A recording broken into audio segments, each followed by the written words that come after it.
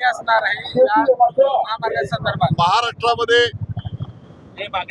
शेतकऱ्यांच्यावर शासकीय अधिकारी ज्यावेळेला जातात तेव्हा आतापर्यंत प्रयत्न केला नव्हता, पण एक प्रकारचा अत्याचार ज्या पद्धतीनं परभणी आणि त्या भागामध्ये आपल्याला पाहायला मिळतो की शेतकरी पण असू दे, पण शेतकऱ्यांच्यावर असणाऱ्या महिलांच्यावर लाठीचार्ज करणं, अवेळी उचलून नेणं आणि प्रत्येक निवडणुकीच्या तोंडावर जर आपण बघितलं तर जिल्हा परिषद आणि पंचायत समितीची निवडणूक असू दे, विधानसभेची निवडणूक असू दे, निवडणुकीचा कार्यकाळ पूर्ण झाल्यानंतर ज्या शक्तीपीठ महामार्गाच्या बाबतीमध्ये मुख्यमंत्री हे अग्रेसर असतात.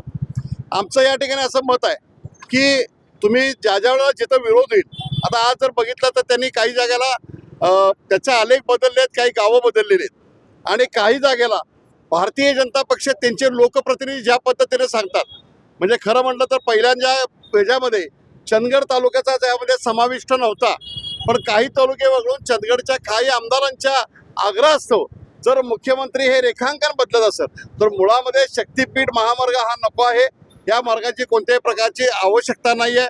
म्हणून महाराष्ट्रामध्ये या विधानसभेच्या आजच्या पहिल्या सत्रामध्ये आम्ही याला विरोध आहोत, याला शेतकऱ्यांचा पूर्णपणे विरोध आहे आणि ही आरपारची लढाई आहे आणि या लढाईमध्ये काही वेळेला शेतकरी शहीद होतील, पण आपल्या या पूर्णपणे निर्णयाच्या विरुद्ध बाजूला आम्ही जाणार आहोत आणि सरकारला विरोध आहे आमचा आणि सरकारचा हा आग्रह आहे, तो आग्रह त्यांनी मागे घ्यावा. वारंवार अलाइनमेंट बदलली जाते, नाही मुख्य एकतर आपण जर अधिकृत जरी बघितलं तरी सुद्धा काही गावं, आता जर आपण जर बघितलं तर काही शिरोळ तालुक्यातली गावं असतील, इकडची गावं असतील, पण चंदगडचं जे आहे, चंदगडमध्ये आजपर्यंत शक्तीपीठ महामार्ग एका जिल्ह्यामध्ये एका तालुक्यामध्ये जावा अशा प्रकारचा कुठेही आग्रह नव्हता. पण चंदगडमध्ये आल्यानंतर नगरपालिकेच्या निवडणुकीच्या वेळेला चंदगडच्या लोकांना हा मी रस्ता असो अशा पद्धतीचं मुख्यमंत्र्यांनी त्यांच्या जाहीर सभेत सांगितल्यानंतर त्यांचं रेखांकन मधून चंदगडमधून परत हा रस्ता नेण्याचा प्रयत्न आहे. चंदगडच्या शेतकऱ्यांचा पण प्रखरपणे याला विरोध आहे. येणाऱ्या काही दिवसामध्ये चंदगडमध्ये सुद्धा खूप मोठ्या प्रमाणे या विरोधी लढा उभारला जाईल.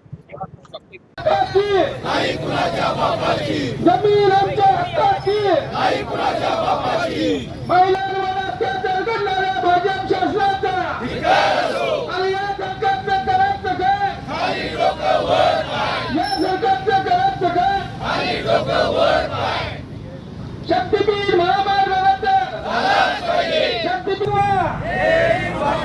शेती वाचवा, शेतकरी एकजुटीचा, शेतकरी एकजुटीचा, जमीन आमच्या हक्काची,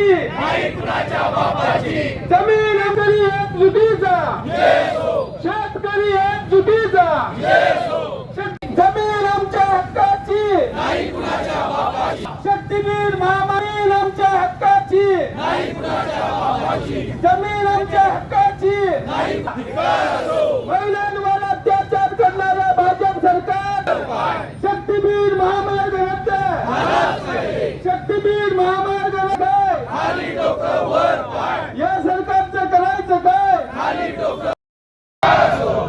परभणीत महिलांवर अत्याचार करणाऱ्या गृहमंत्र्यांचा आणि या सरकारचं करायचं काय?